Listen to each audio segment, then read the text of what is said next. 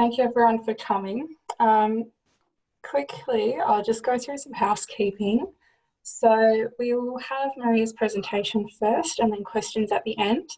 We'll be doing questions through the Q&A box, so feel free to type your questions into the box during the presentation, and I'll mitigate those questions afterwards through Maria.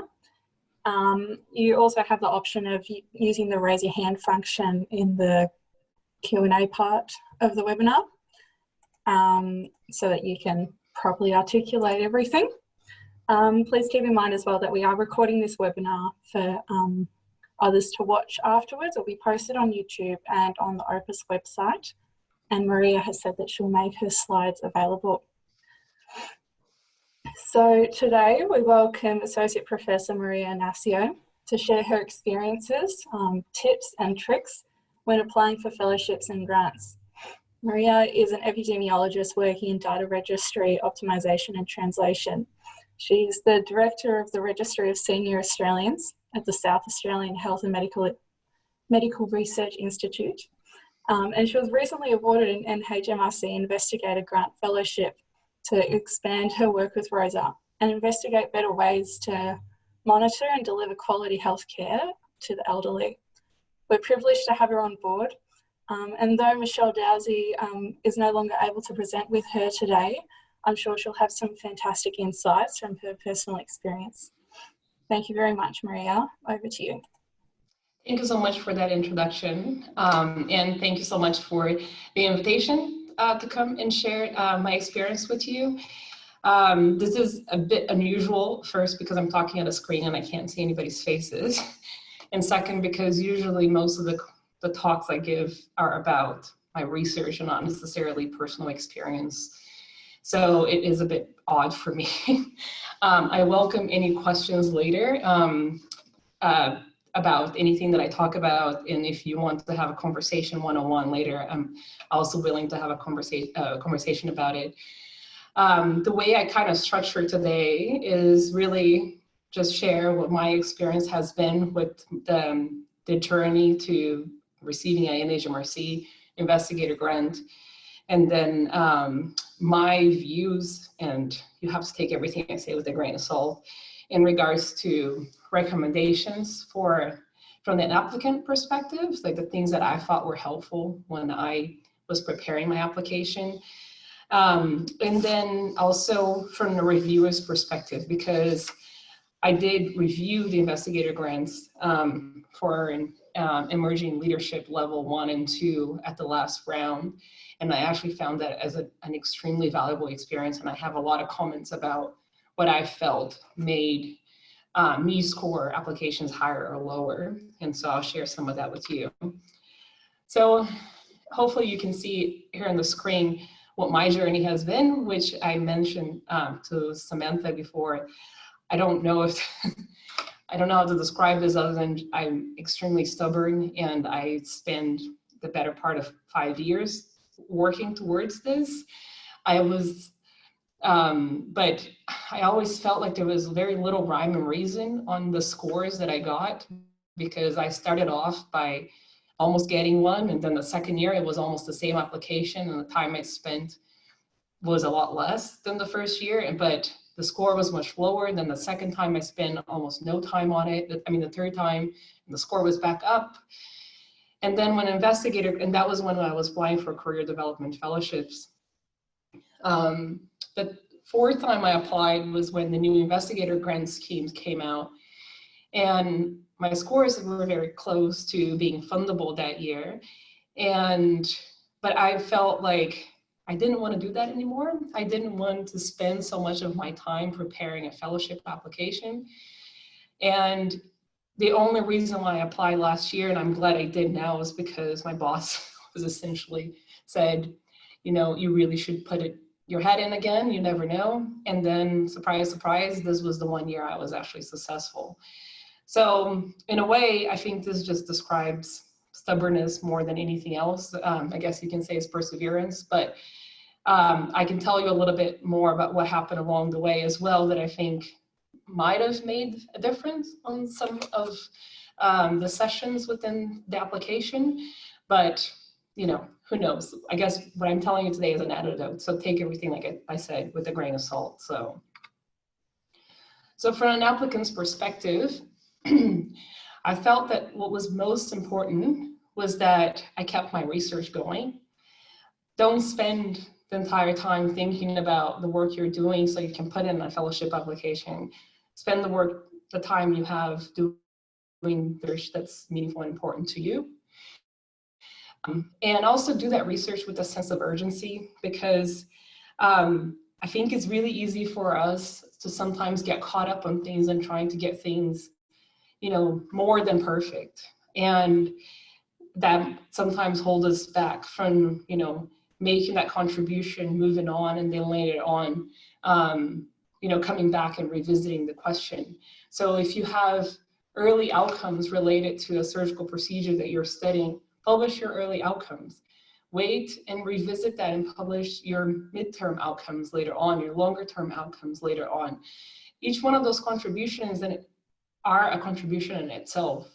And you should make sure that you get them out there, because if you sit on them for years, other people are not going to sit on it, and it will make you less competitive over time for other things. So I used to think of myself as an impatient person, but now I'm thinking that maybe that is a good thing. I talk about things as having a sense of urgency in regards to what I'm trying to accomplish, because also a lot of times, especially now that I do research in the aged care sector, there has never been such a strong sense of urgency for me to accomplish things and get things delivered and completed as now, because there is a Royal Commission investigating what's happening in the aged care sector. So my team and I are trying the best we can to really deliver on quite a few things, because there'll never be a time where it will be as relevant as it is right now for us. Also, the other thing that I felt like were important was that everything that you do in preparing for an NHMRC application can be used for a lot of other applications too. You spend so much time on that specific application, so reuse that, apply for other things. There are a lot of other fellowships that are available nationally and by states that you might be better suited for. And a lot of them are actually less competitive, and people might not know about it. So I luckily last year was applied for Hospital Research Foundation Fellowship, a mid-career fellowship in South Australia, and was awarded that. And that was great because it gave me support to get started, and I also on some of, additional support to start some of the work that I had proposed in my original NHMRC fellowship application the year before. But it also I feel like it would also make you a stronger candidate for when you apply again for NHMRC support. But there's a lot of smaller fellowships that you're likely eligible for that you should also try to apply for. Also, in my view, devote a small part of your time to raise your profile in your research profile. I don't personally agree with this need of, needing awards and having a profile, but it does help.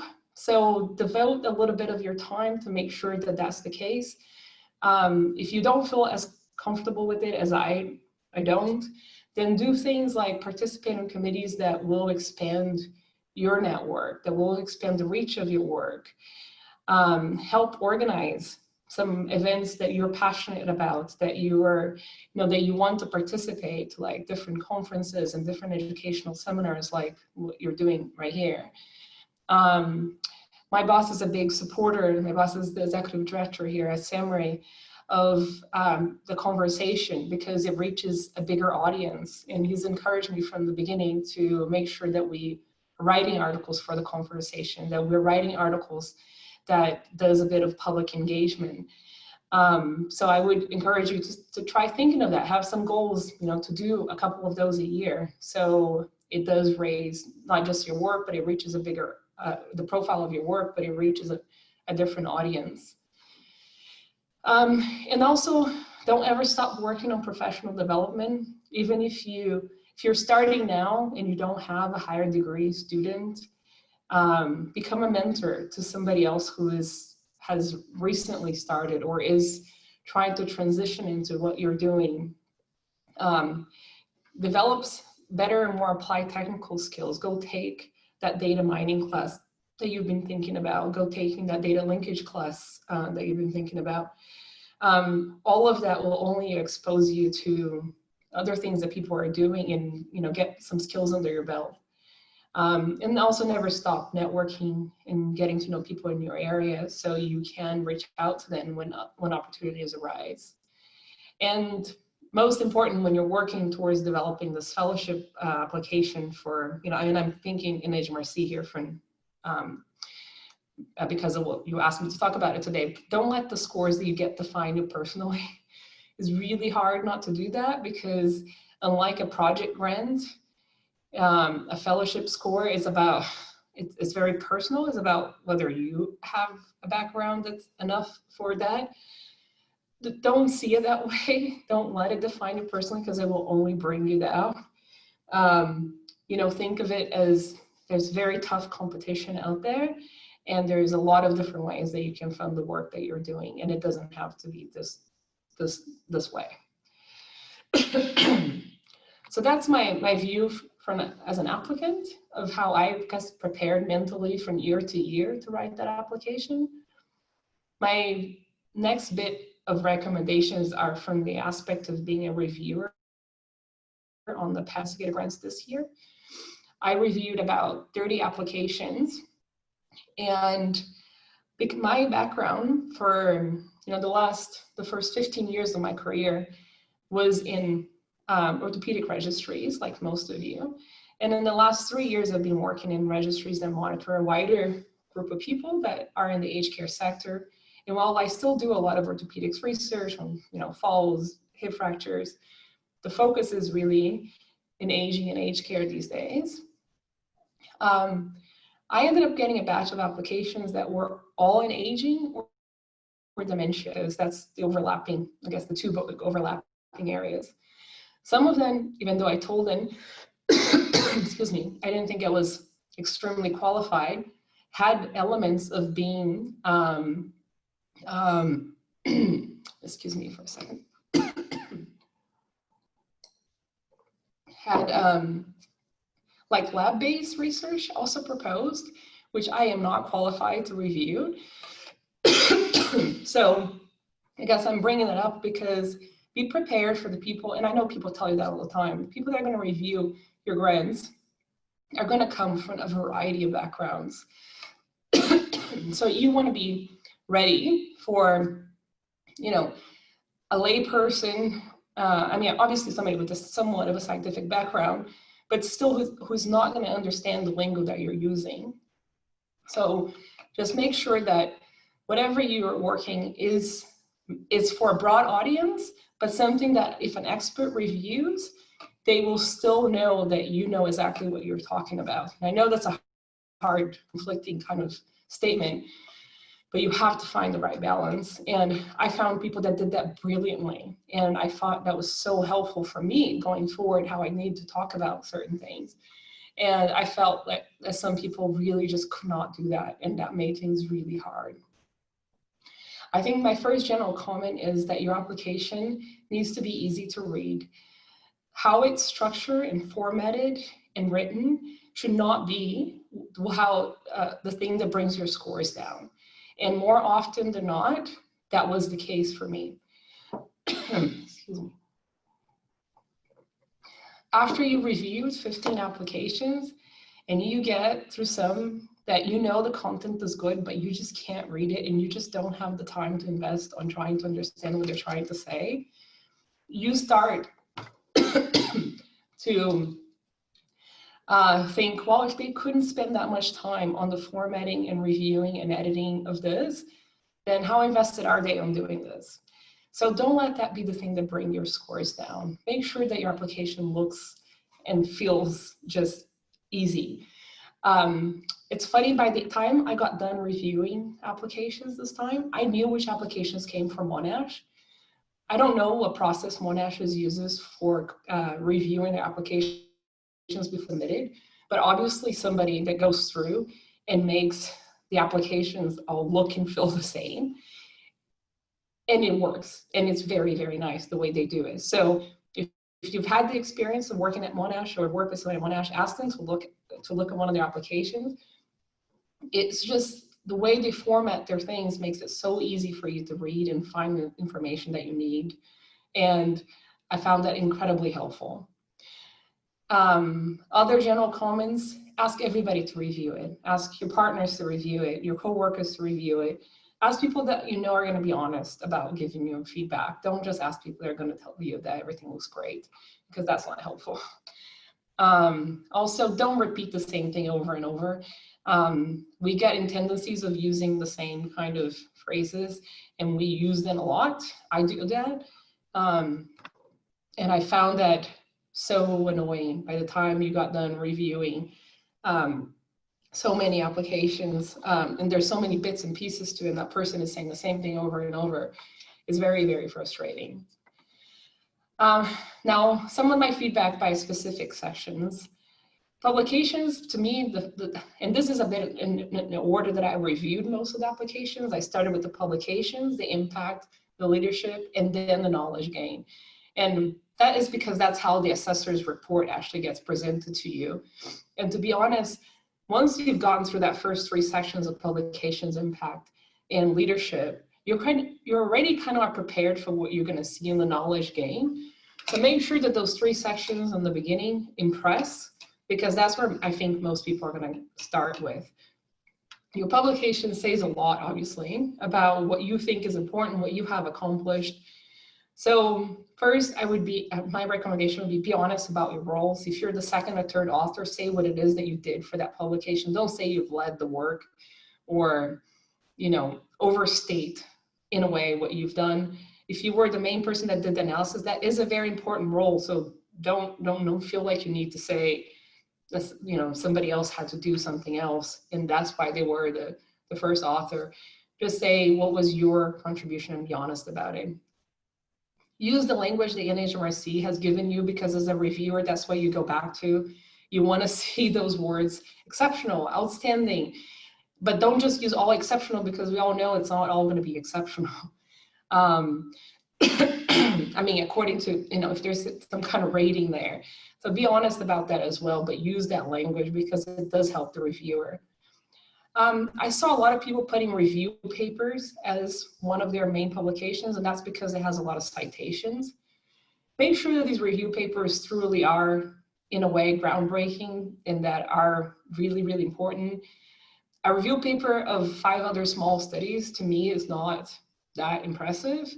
A review paper of, a lot of studies a review paper that includes a meta-analysis, that has new findings in it itself, that's impressive. So be mindful of what you mean, what review papers you're including, because the reviewers sometimes, they know what you're talking about, and they're not going to find that very impressive. Also, the other thing that I struggle with, there's all these papers on big collaborative studies like the global burden of disease or these other massive genetic collaborations that have thousands of authors. Unless you were the first or the last author or made a very significant contribution to those, don't list those in there. I think people have used them in interesting ways, and it's really hard to justify the inclusion of them there. I know they were published in Lancet, they were published in New England Journal of Medicine, but unless you've had a very significant contribution, the reviewers know that the contributions that some of the many co-authors make these days can be very minor, and that might work actually to your detriment. I personally wouldn't recommend including non-academic reports. I reviewed a couple applications that there were reports for like the state or local government. Unless it is a very, I guess, known report, and I know there's a few of them in Australia that are, often discussed. Well, I was trying to look one of them this morning as an example, but I think the McKenzie report of the review of all the entire, health and medical research sector in Australia. If I'm probably wrong, and one of you guys can correct me later, but unless it's a report like that you're a co-author in it, don't don't put that in there, because the person reviewing it is not going to understand the significant impact of it. And also the first question that comes to my mind is, was it peer reviewed? Was it part of a job that you got paid as a contract, work? I don't feel like that should be on the same listing with your academic publications. But again, that's my personal opinion. The other thing is, do involve guideline development and landmark collaboratives. There were quite a few people I reviewed that were involved in international collaboratives for guideline developments. And I think because those are the recommended guidelines of treatments, for specific things, those are massive contributions. And I do think you should include them in there. And then the other thing is, like, provide all the citation metrics, but don't inundate people with those.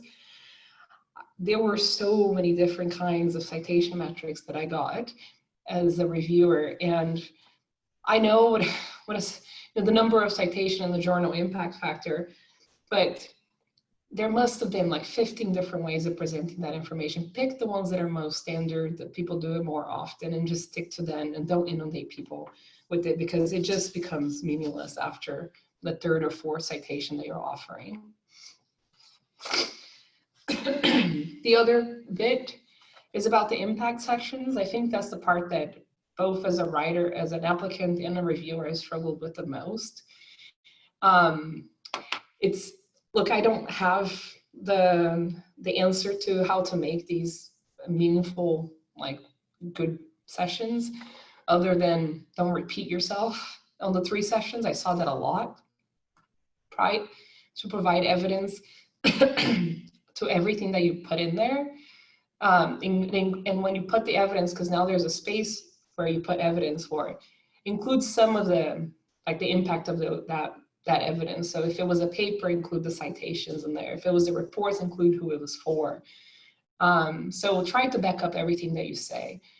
Don't fill those sections with jargon, because they're already hard enough to understand. Like, the more jargon that's in there, the hardest it is for people to get through it. And I would also say, like, that very first section, even if it doesn't explicitly ask for it, start by saying, like, what your area of research is and what you think that impact is. So I talked about the ACL registry that I worked at, that I developed at Kaiser Permanente. So the very first section is, an ACL reconstruction is this. It affects these kinds of people. The incidence of these surgeries is this high around the world, and it has been increasing over time. And some of the outcomes that are associated with this, with this specific surgery is this, and this, and this is why we care about this. That first paragraph took a lot of space, but it set the scene for everything else I was going to talk about it, because unless you're in orthopedics, nobody knows what an ACL reconstruction is, except for maybe like the AFL fans in Australia. But other than that, most people don't know. So you need to put that in there, so to give some context to what you're talking about. Also, I found it really hard when people picked multiple areas of impact. So you're giving an option, whether you want to put that you think your work has had knowledge impact, health, social, and economic impact. And look, the way that they ask you to score them is to give an average of those 3 scores for each one of those sections. So unless you have absolute solid evidence that, something you have done has changed the way practice has happened, has had massive savings for the government, and will impact or has impacted the social, welfare of people in Australia or internationally, don't list that in there. I would recommend sticking to one area of impact, and that's knowledge. Most of the work that we do, that's the for the first however many years, that it is the impact that it will have. Until it truly has an impact on health and economic and social aspects of things, don't do that. So it will bring your scores down, because the evidence that you can give, I have published 10 papers in this area that made this very solid finding, and then practice has changed in regards to this one thing. There were very few people that could make that very strong case that I can think of. Other ones that it was all very tangential, it was very iffy. So I would try to shy away from doing that. In regards to the leadership session, look, I feel like this is a session that should be where people shine. This should not be your downfall to your application. Like, if you're applying for these, you should have already given some thought about your role in leadership in this area. And when I say leadership, I don't mean like you need to have a team and you need to have grants that you're the CIA on. I mean, you have to have been involved with the community that you're working and studying. So by that, I mean, participate in committees that are relevant to your research or relevant to your practice. Try to always have an appointment with one or two, even if they are minor. Participate on the committees that your institution has for early mid-career researchers to help build them up. All of those are really significant contributions that show your leadership skills. When you do say that you do these things, make sure you put the names of the committees so it's very specific in what your role has been. Mentorship and supervision, again, as I mentioned before, I think that's very important. I haven't had a lot of PhD students because where I came from before, it was actually, we didn't have the opportunity to do that, but I do a lot of supervision of postdoctoral researchers now, and now I have PhD students as well. You need to talk about the mentorship, the supervision, all of that. If you are really early on in your career, become a mentor to honor students, to other higher degree students that might be, as I mentioned before, that might be in the same team with you, even if it is informal mentorship programs. But try to get involved with the formal mentorship programs that I'm certain University of Adelaide has. Do review for journals. I think that's really important, but it should be one line in your application. Don't try to make more than what it is. We all do that. Do review for grant panels, and I say that more for personal professional development than I do for your CV. I think that it's good to list that you do that there, but to me, that's the most valuable piece of, to learn grantmanship is to have reviewed other people's grants and understand how they present what they're working on. It's really invaluable, so I would definitely encourage you to do that. Highlight important collaborations that you have led. And then also, and this is a bit strange, but there is one section on the leadership, think about your program of work they lead. People use that to highlight their funding because nowhere else in your NHMRC application these days does they ask for past funding, because they've switched from the model of like, you have funding, therefore you're more likely to succeed, to what have you actually accomplished with the funding you've received, which I completely understand and I'm behind. But this is an opportunity, this is a session where there is an opportunity to say, look, I have a program of work or a project that I lead that I have been awarded some money. But you have to do it quite cleverly so it doesn't come out as very as a contrived kind of way. And I've found some of them are pretty contrived. And then finally, my last recommendations as a reviewer are from the knowledge gain part. I saw people that were super, super, super broad and not specific enough. And then I saw people that were just drowning on the specifics and I couldn't tell what their vision was. So you need to have a balance where you're ambitious about your program of research, but you're still realistic and you show that you can deliver what you're saying that you're going to do.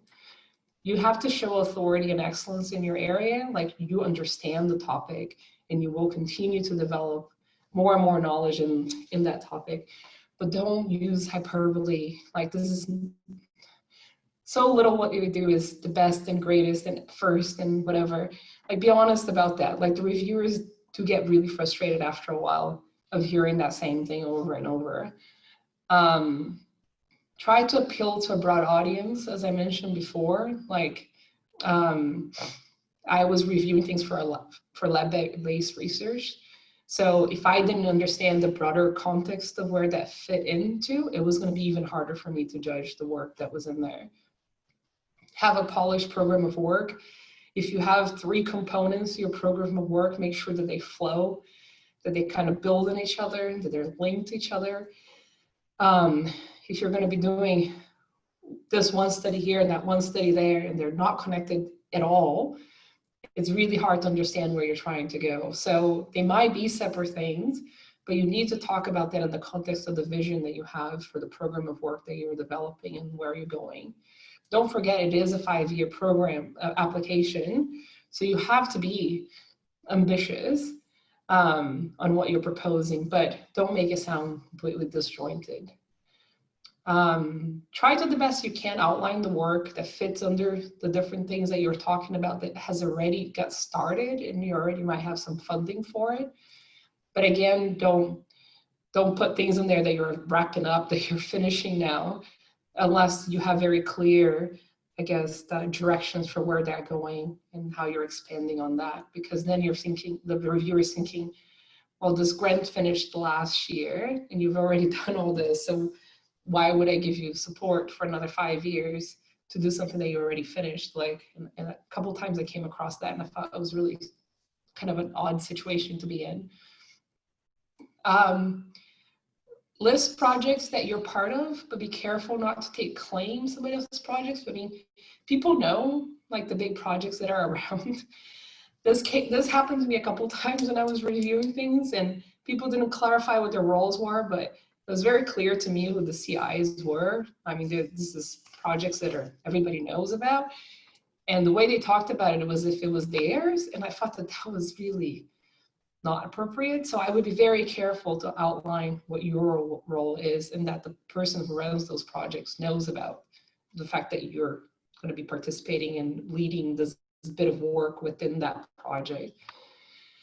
Also, I think less is more, and this is the hardest thing for me to say because I want to write all the technical aspects of everything I do and all the methods and how it's going to happen and the nitty-gritty of, because for me, I feel like that's how you show the feasibility of what you're proposing.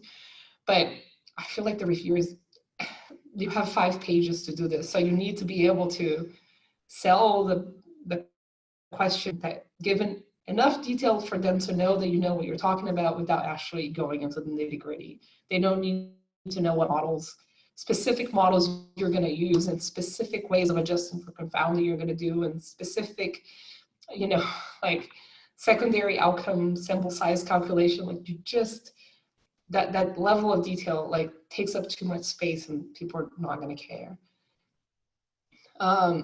The other thing is, this is again a very easy thing to do, but a lot of people didn't do, and it's tell me that, leave me with confidence that you are in the place, in the lab, in the group that's going to give you the support that you need for the next 5 years. This is 3 statements max. I worked at the University of Melbourne under the leadership of Peter Chung and Michelle Dowsey, and we do this. I could not be in a better place to lead the work that I'm going to be doing. End of story. Like that is so important, and so many people left that out to the point where I was thinking, like, where are they? Like, where are they going to do this work? Do they have the resources that they need? If they don't have the remaining, the remaining funding that they need to keep some part of this work going, who's going to support them? Like, I need to know as a reviewer that I feel confident that you are at the right places of the work that you do. And if you're not at the best and the most, if you're in a weird, strange place, like try to place it so the institution itself will have some support for you if to conduct the work that you do. And the other thing I would say is like shine by providing evidence, not promises. I know the NHMRC asked me to talk about the outcomes of things and say, will this deliver? And as always has to be, I'm going to resolve all the problems of the universe with what research I'm doing. But the reviewers themselves know that, and it needs to be a bit more specific than that, and say how you will do that. This is going to achieve this outcome. This outcome can be used for this and this, and this will have an impact on that because I know that this has happened in the past where I've had this experience, if that makes sense. And structure the proposal as the NHMRC guidelines recommend. I cannot tell you how many proposals I read that had their own format and their own headings, and that made things very difficult to read as well. So that's essentially all the, I guess, the bits that I have as far as advice and recommendations. So I'm happy to take any questions that you guys might have. Thank you so much, Maria. So everyone, feel free to type out any questions in the Q&A box, and I'll go through and forward them to Maria. Otherwise, you can do the raise your hand function to verbally ask the questions. So I'll give you guys a couple of minutes to do that. And so Maria has a bit of a timeout.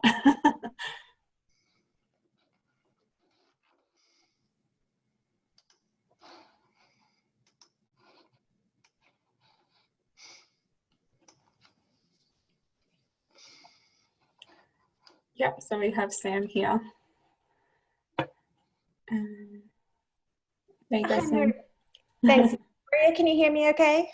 Yeah, I can hear you. Great, Maria, thank you so much for that excellent talk. You know, we know that there aren't very many of you that have received one of these grants and that have reviewed these grants. So I think we are really lucky to have you come along today and share those experiences. It's really valuable for us. For me, it was really helpful to hear, I guess it's quite inspiring, and it gives us hope to hear those stories of just continuing to keep going and throwing your hat in the ring, as you said. And this last one came up, I found that really inspiring. But I thought it was also really helpful to for you to share your experiences about reviewing. And that really helped me to kind of humanize our reviewer, I guess, to put a face to the person that's going to be sitting and reading our applications. I have a question about how long you typically spent on each application, Maria. So that's interesting, because I would say when I started then, it was my, the first year I was doing the investigator grants review. The very first application is probably the one I remember the most, because I spent probably an hour and a half the first day on just that application. Then I kept revisiting it because I wanted to make sure I was fair to that person because they were the first. And after that, I probably spend between, 45 minutes to an hour in each one of those applications. I had set time aside to do then over a period of 2 weeks, and I easily went over it, and I was doing it for the full 4 weeks that I had then. So I did spend a significant amount of time in each one of them, but I can still remember almost everything that was written on that very first one because I felt that was unfair for that person. But it does take quite a bit of time. It wasn't easy. And also I should say, they were very, I assumed when I started reviewing them that there would be very easy ones to just be like, oh, this is not a strong application. Like that would be scored in 3s and 4s. And that was not the case. There were more applications that were on the higher end and were good. And therefore I wanted to spend more time to make sure I was fair than I expected. There wasn't a normal distribution as far as scores go. It was very much the 5 and above on that pack of applications I received. And other than that first one, did you revisit many of the other ones? There were a couple. And the ones that I think I probably revisited them. So the ones I revisited the most were probably the ones that I was less familiar with the content because I was so worried about being fair in their assessment. And yeah, so I think the ones that were the lab-based ones were probably the ones I revisited more often than the other ones. Okay. The ones that were in my area, like it was much easier for me to review. And there was probably 3 or 4 that were the intersection between orthopedics and aging that I got that were around falls, bisphosphonate use, frailty and falls. And that was much easier for me to assess than the other ones. And those were probably the ones that was the fastest for me to review because, I knew what they meant when this is a good journal. This is the role I've played in these committees. This is the outcome that I want that I want to achieve. I wasn't as certain when people were talking about lab-based research and dementia. Sure, yeah. So ideally, that's right. You would have 4 grants to review in your area of expertise rather than 30. That's enormous, yes. Maria. Yes. Wow. Great, thank you. I'll Yeah. pass it over to anyone else.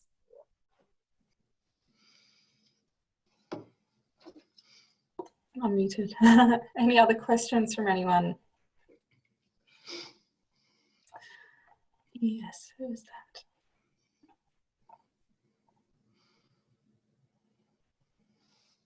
Cade. There we go. Perfect. Hi, Maria. Thanks for that. That was a really, really kind of insightful and useful talk. I had a bit more of a general question.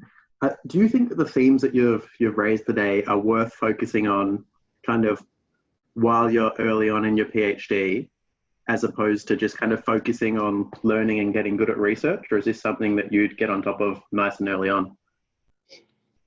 Well, I think you start as soon as you can, because that's when you start building, you know, building your CV to become, you know, like a strong candidate. And it was, you know, the other thing I didn't mention is that the Emerging Leadership 1 and Emerging Leadership 2 are reviewed together. And so you're comparing people that are 6 months post-PhD to people that are 10 years post-PhD. And you're trying really hard to keep them separate and be like, these are people completely different backgrounds and experience. But when you look at your scores, and you can look at the average scores that were fundable between one group or the other, the EL2s are going to be higher than the EL1s. The EL1s, because they're in that same pool with the EL2s, like, if they're not excellent, like, it was really, it was not fair, like, in a way, because you're seeing people that are a year post-PhD with 20 publications, 30 publications, and then you're seeing a person that has 5 or 6, and you can't help but think, well, that person has 20 publications and they have been involved in a lot of other things. And that's usually a result of then starting to work on that from a very, very early, you know, early in their PhD and early in their research career. So absolutely, I think these things are things you start today. You don't start after you finish your PhD or when you're preparing this application. Thanks for that.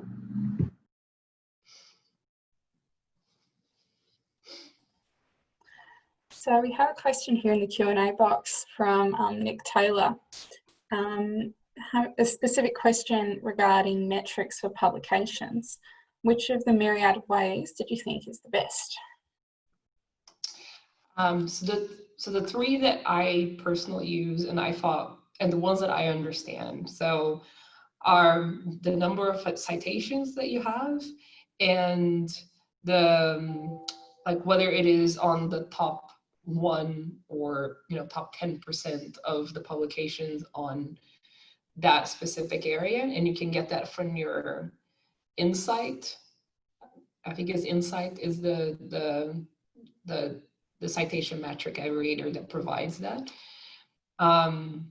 There was a lot of other things that was like relative citation metrics and all this other stuff that honestly I still don't know what it means.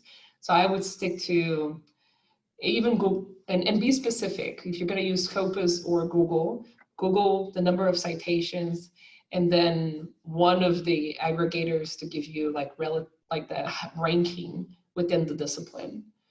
I would stick to that.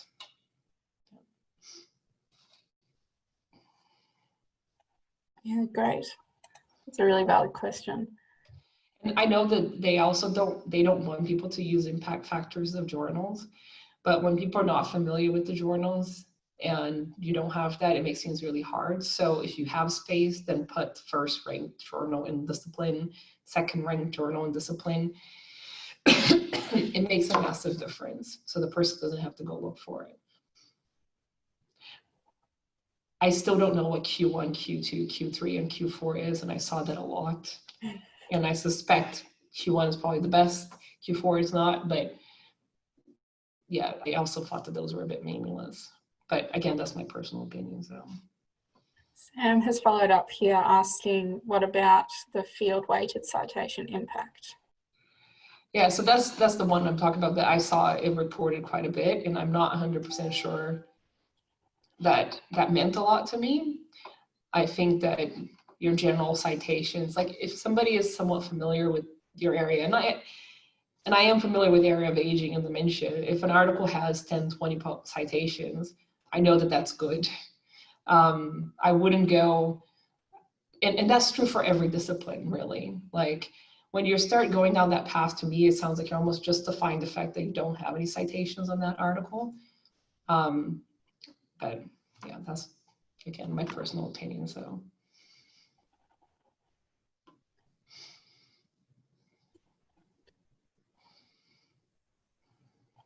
Any other questions? I might actually volunteer one, perhaps on behalf of the students who are really just coming into this area and starting to think ahead. Where would you recommend is a good place to start to kind of build up that CV, that portfolio of awards and things like that? So I think you need to get involved in as many studies and that are happening. That's the best place. You need to start working with the data that you have, start answering questions that are meaningful, starting to understand the literature, write review papers on the topics that you're interested in. The research is the most important part of what you do, and that's what you should be working on. The other things are things that come because you want to raise the profile of your research. If you don't have any research to raise the profile of, then it's, you know, there's no point of doing that. So start with, you know, what are the projects that you can get involved in your team and do a bit of the work on your team? How can you assist with the literature reviews of the people that are leading big projects or grants?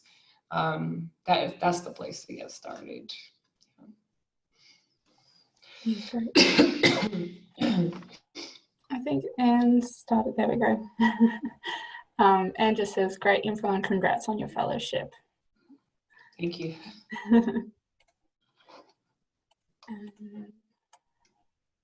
Do we have any other? There we go.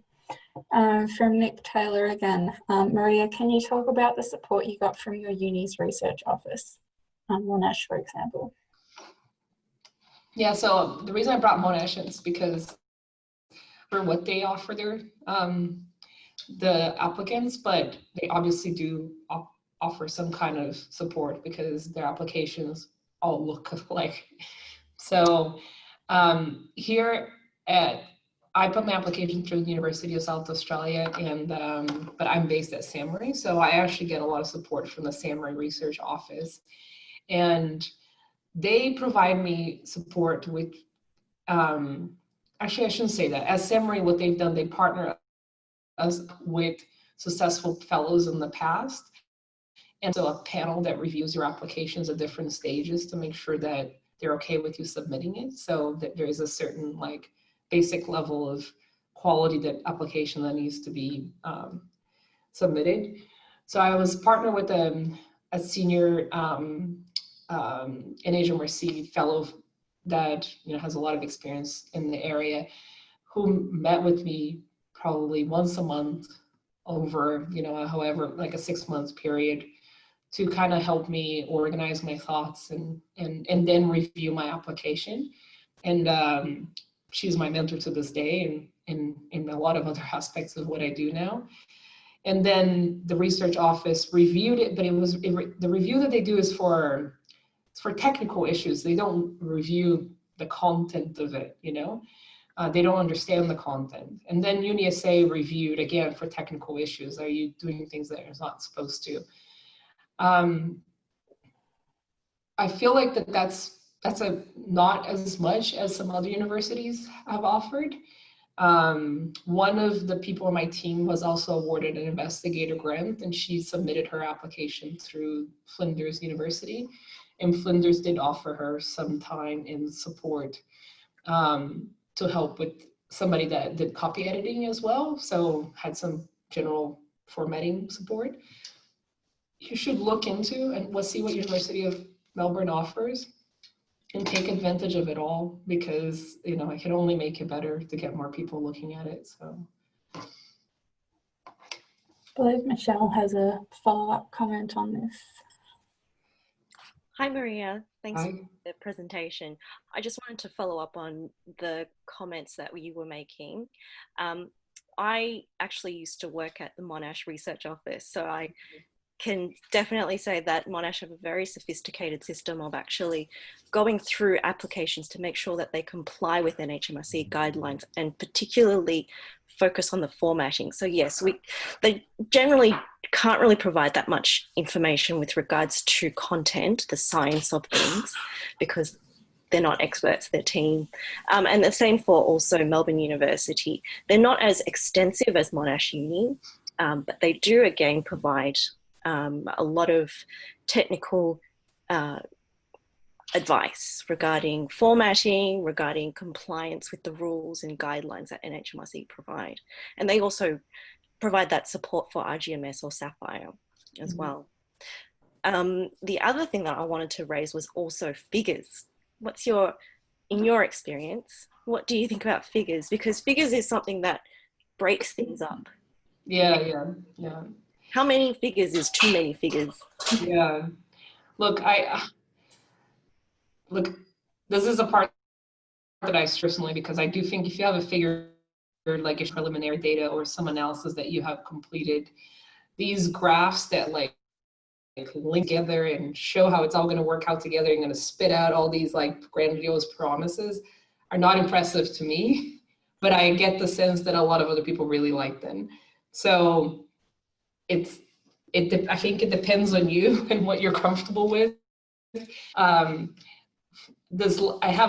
We've recently been awarded an MRFF grant that was very much about building evidence into policy related documentation.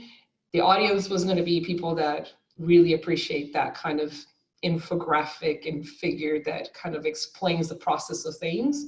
And we created one and put it in there. A lot of people loved it. I felt like it wasn't saying a whole lot, but people loved seeing that. So I'm probably not the best person to answer that question. So I feel if you're going to put something in your application, it should be data and it should have a very clear message. But I do get the sense that people do like the figures. So yeah. I might be an outlier in that respect. So probably not the best to answer that question. Sorry. Yeah. Okay, no worries. Any other questions? Nothing else? If there's nothing else, we might wrap up this webinar. If you do have any questions though, you can always shoot us an email, and as well as Maria. I'm sure we will be sending out a link to this webinar, a cleaned up version of your tips, and it will be uploaded onto the OPUS website. Let us know if you've got any comments, what else you'd like to hear more of, any other extra topics that we can cover. And if that's all, Veronique, any other comments? Any other things that I've missed? No, all from me. Other than thank you very much, Maria. That was incredibly insightful. I think I'm speaking on behalf of everyone. Some really fantastic, succinct tips there. So thank you very much for taking the time to do this. No problem. Thanks for asking, guys. And thanks everyone for tuning in as well. Until next time. All right. Bye. Bye. Bye.